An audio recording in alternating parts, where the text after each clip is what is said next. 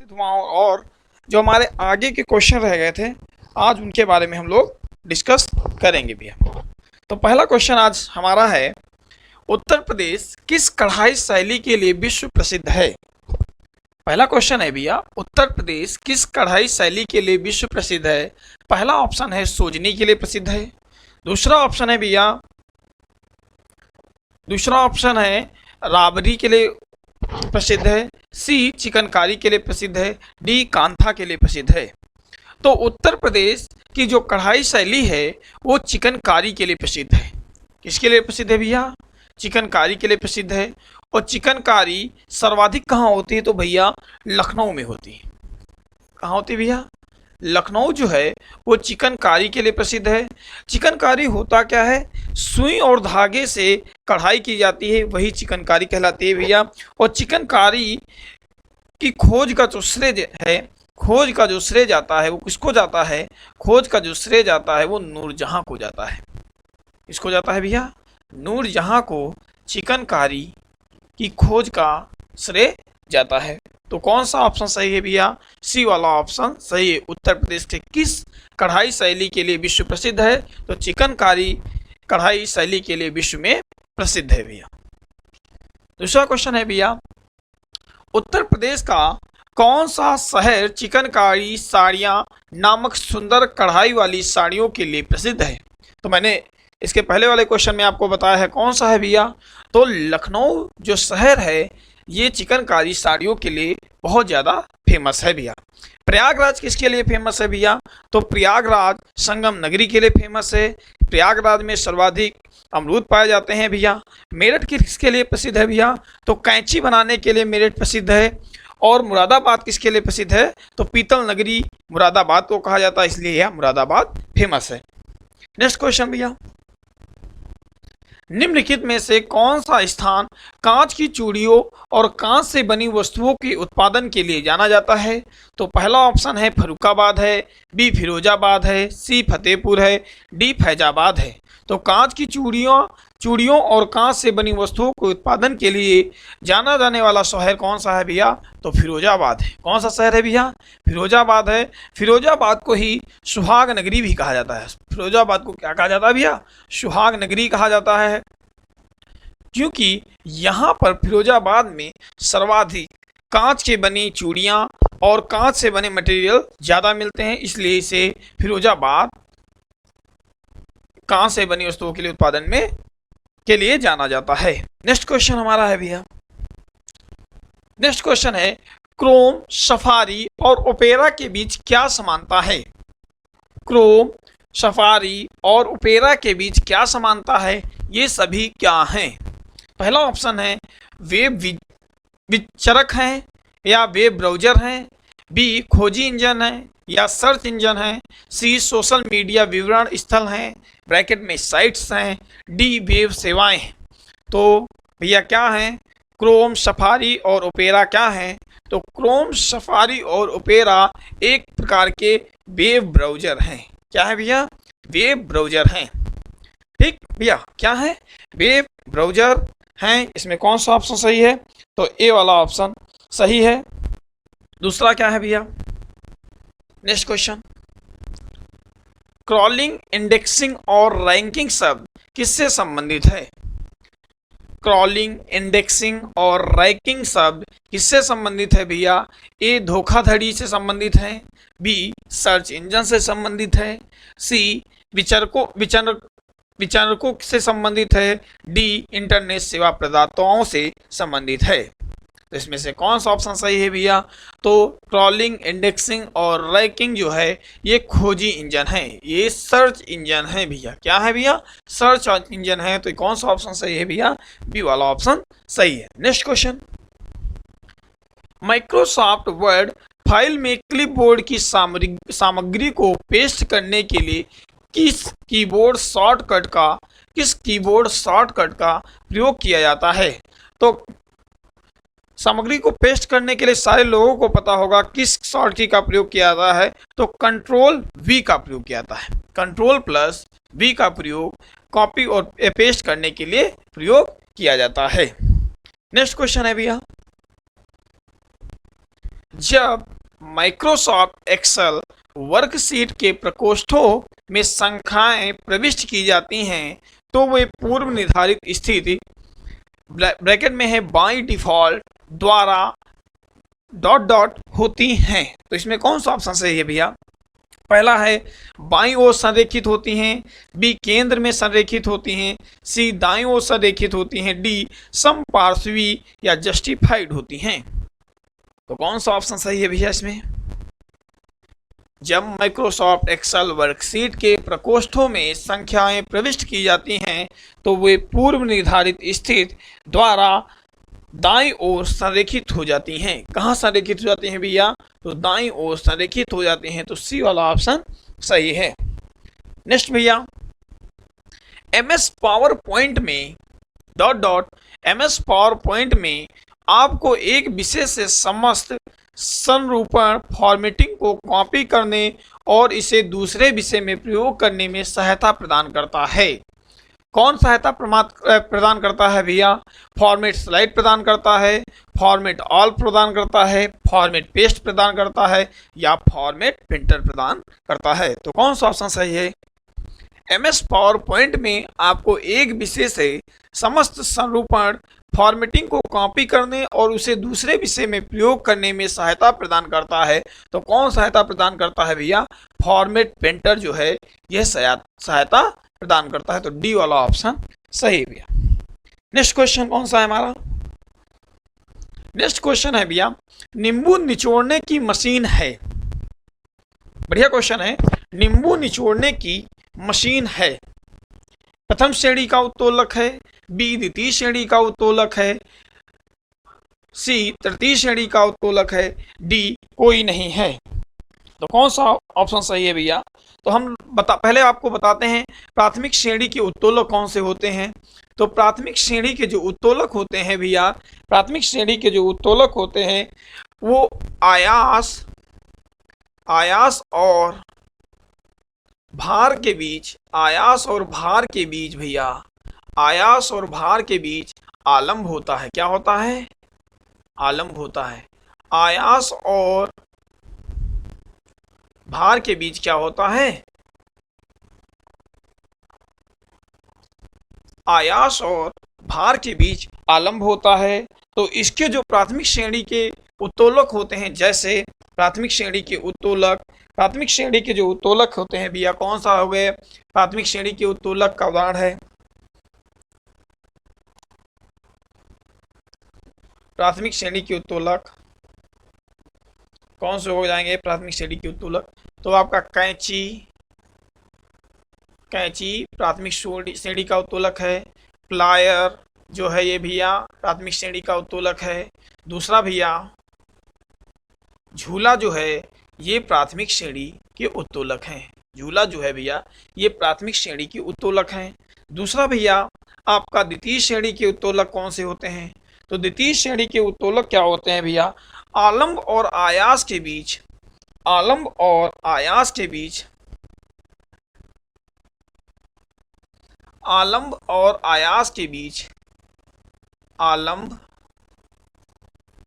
और आयास के बीच, आलम्ब और आयास के बीच भैया, आलम्ब और आयास के बीच भार स्थित होता है। क्या स्थित होता है भैया?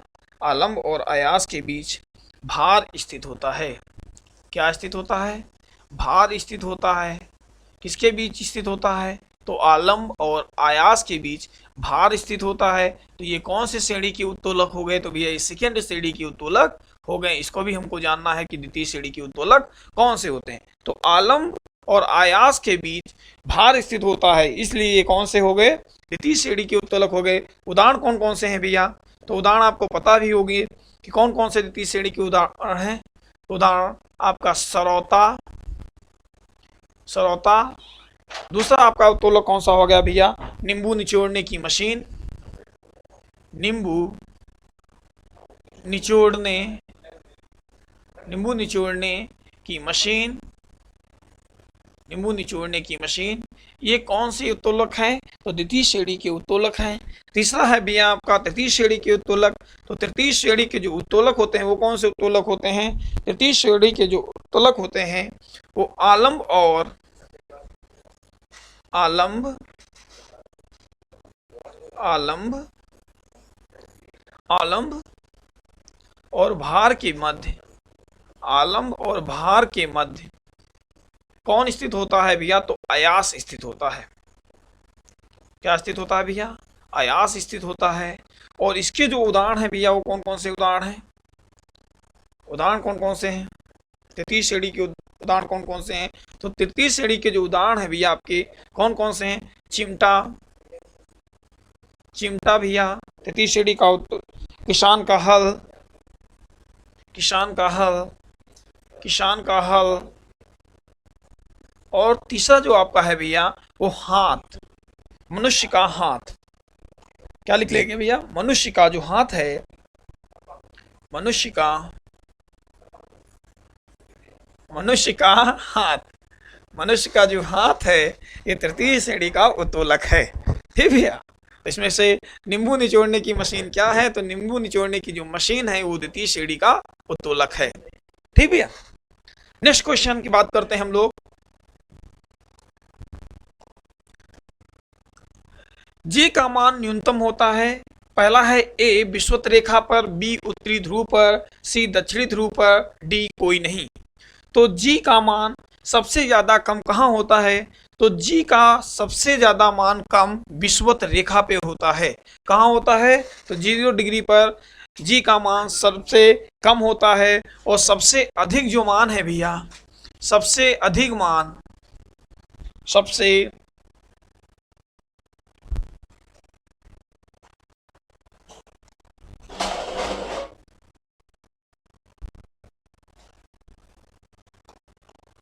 याद रखिएगा भैया, जी का मान, जी का मान विषुवत रेखा पर, विषुवत रेखा पर, रेखा पर सबसे कम होता है, सबसे कम होता है, सबसे कम होता है। ये पॉइंट याद रखिएगा। जी का मान, जी का मान ध्रुवों पर, ध्रुवों पर सर्वाधिक होता है। ये भी याद रखिएगा, सर्वाधिक होता है। तो कौन सा ऑप्शन पूछा है आपसे? तो जी का मान न्यूनतम कहाँ होता है? तो जी का मान न्यूनतम विषुवत रेखा पर होता है। तो ए वाला ऑप्शन सही है भैया। नेक्स्ट क्वेश्चन है हमारा, निम्नलिखित में से कौन सा एक थर्मोसेटिंग प्लास्टिक है? निम्नलिखित में से कौन सा एक थर्मोसेटिंग प्लास्टिक है? पहला है पॉलीथीन है, बी बेकेलाइट है, सी पीवीसी है, डी पॉलिस्टर है। तो कौन सा ऑप्शन इसमें सही है? तो थर्मोसेटिंग प्लास्टिक क्या होता है भैया? थर्मोसेटिंग प्लास्टिक जो होता है, थर्मोसेटिंग जो प्लास्टिक होता है इसका दोबारा चक्रण नहीं किया जा सकता है। क्या नहीं किया जा सकता है भैया? दोबारा चक्रण नहीं किया जा सकता है, नहीं किया जा सकता है, किया जा सकता है।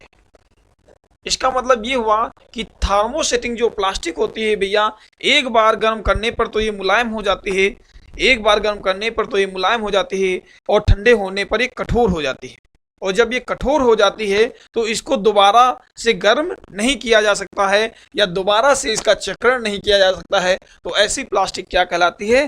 थर्मोसेटिंग प्लास्टिक कहलाती है। और थर्मोसेटिंग प्लास्टिक का सर्वाधिक मतलब सबसे अच्छा उदाहरण कौन सा है? तो बेकेलाइट है। कौन सा है भैया? बेकेलाइट है। और बेकेलाइट का यूज जो है विद्युत उपकरण बनाने में किया जाता है। किसमें किया जाता है? विद्युत उपकरण बनाने में किया जाता है। आपको जो स्विच दिखते हैं उसमें किया जाता है। जो स्विच हुए, स्विचों में किसका प्रयोग किया जाता है? बेकेलाइट का प्रयोग किया जाता है। किसका प्रयोग किया जाता है? बेकेलाइट का प्रयोग किया जाता है भैया। दूसरा भैया आपका है इसमें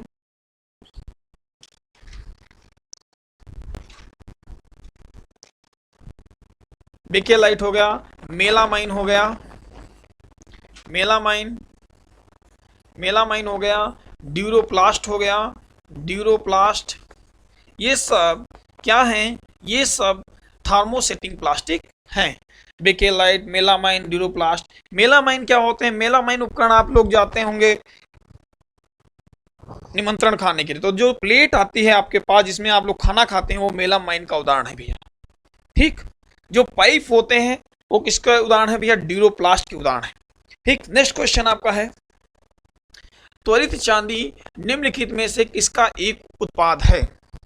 त्वरित चांदी निम्नलिखित में से किसका एक उत्पाद है? त्वरित चांदी का मतलब क्विक सिल्वर बोला जाता है। क्या बोला था भैया? क्विक सिल्वर भी बोला जाता है इसको। तो ये चांदी का उत्पाद है, बी लोहा का उत्पाद है, सी पारा का उत्पाद है, डी मैग्नीज का उत्पाद है। तो क्विक चांदी निम्नलिखित में से किसका एक उत्पाद है? तो क्विक चांदी पारा का एक उत्पाद है। किसका उत्पाद है भैया? पारा का एक उत्पाद है। तो कौन सा ऑप्शन सही है भैया? सी वाला ऑप्शन सही है। नेक्स्ट क्वेश्चन, रक्त डॉट डॉट के माध्यम से गुर्दे में प्रवेश करता है। रक्त किस माध्यम से गुर्दे में प्रवेश करता है? पहला ऑप्शन है बाह्य सोड़ी फलक धमनी के द्वारा, बी वृक्क धमनी के द्वारा, सी कच्छा धमनी के द्वारा, फिर अंतः प्रकोष्ठिका धमनी के द्वारा। तो रक्त गुर्दे में किसके माध्यम से प्रवेश करता है? तो रक्त जो है गुर्दे में भैया वृक्क धमनी के माध्यम से गुर्दे में प्रवेश करता है। किसमें प्रवेश करता है? वृक्क धमनी के माध्यम से गुर्दे में प्रवेश करता है। और वृक्क द्वया धमनियों का कार्य क्या होता है? शुद्ध रक्त मतलब ऑक्सीजन युक्त रक्त को शरीर में ले जाने का कार्य कौन करता है? तो धमनियां करती हैं भैया। ठीक, नेक्स्ट क्वेश्चन हमारा क्या है, रक्त स्कंदन विकार किसकी कमी के कारण होता है? तो रक्त स्कंदन विकार किसकी कमी के कारण होता है? तो आपको लोगों को पता है रक्त स्कंदन का मतलब होता है रक्त का थक्का ना जमना। रक्त का थक्का ना जमना। तो रक्त स्कंदन विकार किसकी कमी के कारण होता है भैया? कैल्सिफेरॉल के कारण होता है, फिलोक्विनोन के द्वारा होता है, पेरिडॉक्सिन के कारण होता है भैया, डी टोकोफेरॉल के कारण होता है। तो रक्त स्कंदन विकार किसकी कमी के कारण होता है भैया? तो विटामिन के की कमी के कारण ही रक्त का थक्का नहीं जमता है। और रक्त विटामिन के का रासायनिक नाम क्या है भैया? फिलोक्विनोन है। किसका नाम है भैया? विटामिन के का क्या रासायनिक नाम क्या है? रासायनिक नाम है फिलोक्विनोन। और विटामिन के की कमी के कारण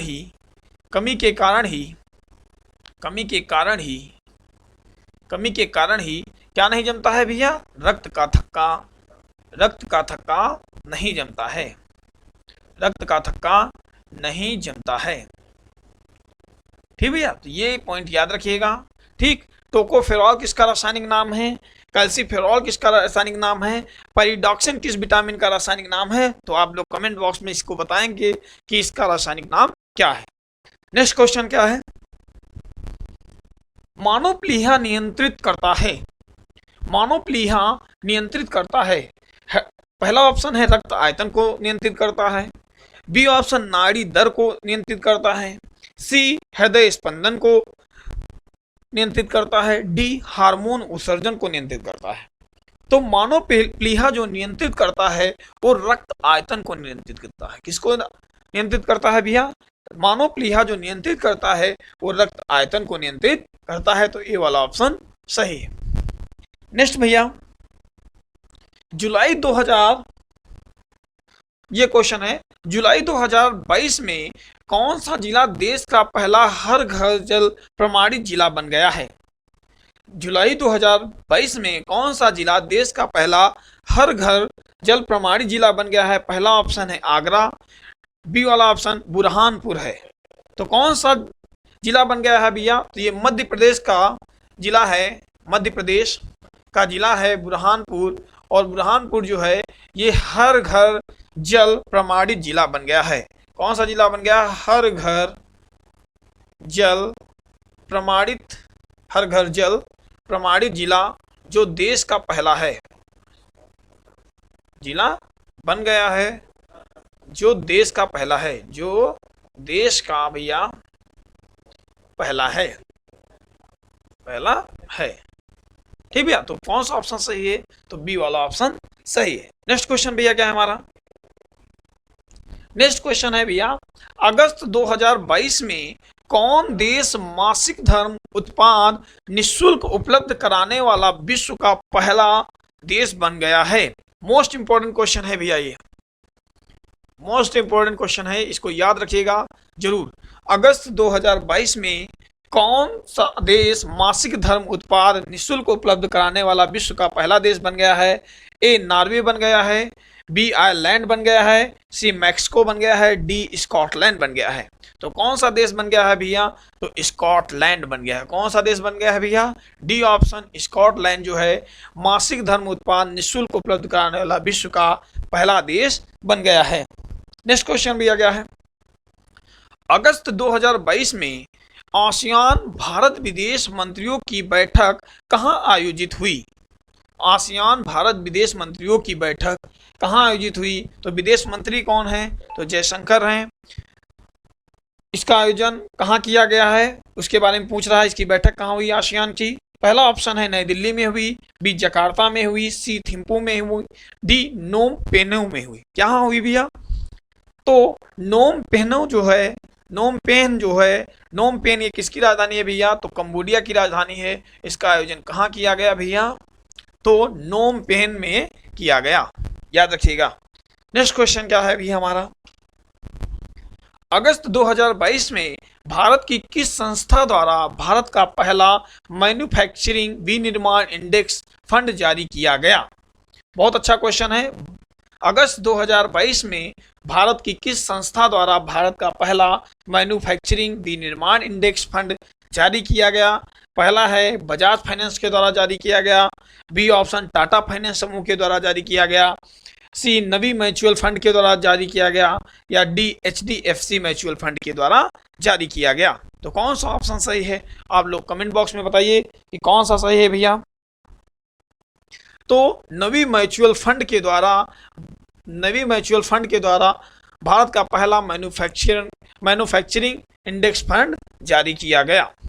नेक्स्ट क्वेश्चन क्या है भैया हमारा, जुलाई 2022 में किस राज्य में एक नए कर्मझिरी अभ्यारण्य का गठन किया गया? ये क्वेश्चन बहुत अच्छा है। जुलाई 2022 में किस राज्य में एक नए कर्मझिरी अभ्यारण्य का गठन किया गया? पहला है उड़ीसा में किया गया, बी राजस्थान में किया गया, सी छत्तीसगढ़ में किया गया, डी मध्य प्रदेश में किया गया। तो कर्मझिरी जो अभ्यारण्य है ये मध्य प्रदेश में बनाया गया। कहाँ बनाया गया भैया? बनाने या गठन करने की घोषणा की गई तो मध्य प्रदेश में की गई। और मध्य प्रदेश में ये कौन सा अभ्यारण्य होगा? तो ये 24वें नंबर का अभ्यारण्य होगा। किस नंबर का होगा भैया? अब मध्य प्रदेश में अभ्यारण्यों की संख्या कितनी हो गई है? तो 24 हो गई है। और ये कर्मझिरी अभ्यारण्य कहाँ बनाया जा रहा है? कर्मझिरी अभ्यारण्य, तो कर्मझिरी अभ्यारण्य जो है भैया मध्य प्रदेश में बनाया जा रहा। आप लोग कमेंट बॉक्स में बताइएगा कि भितरकनिका वन्य जीव अभ्यारण्य कहाँ स्थित है और सरिस्का वन्य जीव अभ्यारण्य कहाँ स्थित है, ये आप लोग कमेंट बॉक्स में जरूर बताइएगा।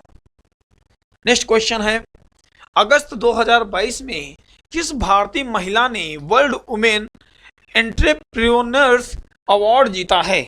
तो पहला ऑप्शन है संगीता अभियान ने जीता है, बी ऑप्शन ईशा तेंदुलकर ने जीता है, सी ऑप्शन प्रमिला मिश्रा ने जीता है, डी ऑप्शन सवित्री जिंदल ने जीता है।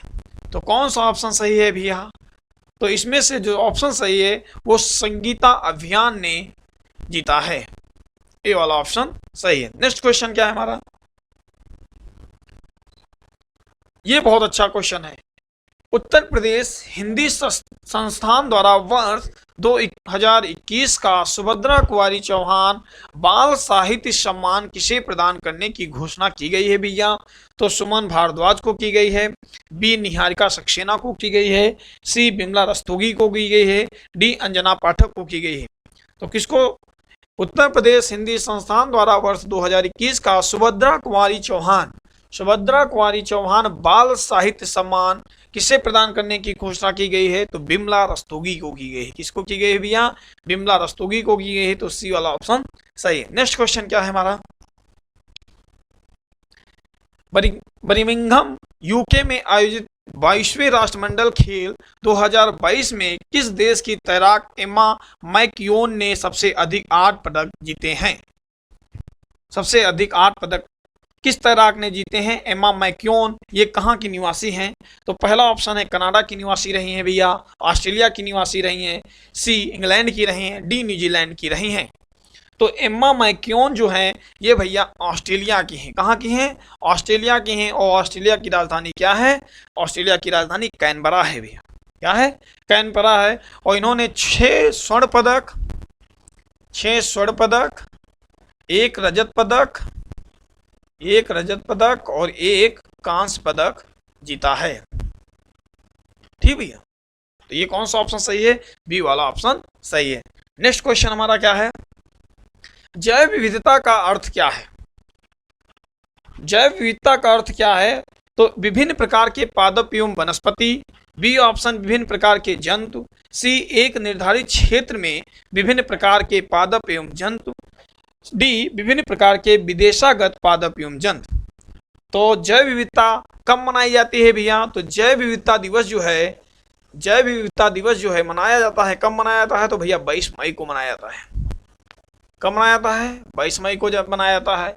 जैव विविधता शब्द किसने दिया है? तो वाल्टर जी रोजन ने दिया है। शब्द किसने दिया है भैया? तो इसको भी याद रखिएगा, वाल्टर जी रोजन ने दिया है। जी रोजन ने दिया है।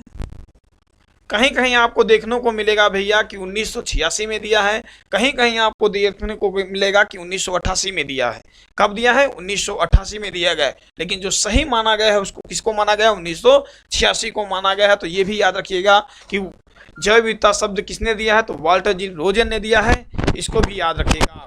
तो क्या है जैव विविधता? तो एक निर्धारित क्षेत्र में विभिन्न प्रकार के पादप एवं जंतु। तो सी ऑप्शन सही है भैया, एक निर्धारित क्षेत्र में विभिन्न प्रकार के पादप एवं जंतु। नेक्स्ट और लास्ट क्वेश्चन है, आप लोग जरूर बताइएगा कमेंट बॉक्स में। पर्यावरण में ग्रीन हाउस प्रभाव में वृद्धि होती है। पर्यावरण में ग्रीन हाउस प्रभाव में वृद्धि होती है कार्बन मोनोऑक्साइड के कारण, बी ऑप्शन कार्बन डाइऑक्साइड के कारण, सी ऑप्शन ऑक्सीजन के कारण, डी उपयुक्त में से कोई नहीं। तो सारे लोगों को पता है कि ग्रीन हाउस प्रभाव में सर्वाधिक वृद्धि करने वाली कौन सी गैस है भैया? तो सर्वाधिक वृद्धि करने वाली गैस है हमारी कार्बन डाइऑक्साइड गैस। कौन सी गैस है भैया?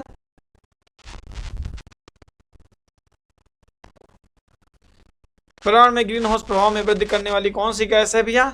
Carbon dioxide gas. तो कौन सा ऑप्शन सही है? बी वाला ऑप्शन सही है। हमारे चैनल को आप लोग सब्सक्राइब करें, लाइक करें और शेयर करिएगा। अगर क्लास पसंद आ रही है तो कमेंट भी जरूर कीजिएगा भैया। और आप लोग ऐसे ही अपना प्यार दिखाते रहिए और हमारी कक्षाओं को रोज देखते रहिए। और बाकी जो वीडियो एग्जाम का पेपर होने वाला है उसकी इसी तरह प्रैक्टिस करते रहिए और अपनी एक सुरक्षित सीट कीजिए। ठीक, तब तक के लिए धन्यवाद भैया।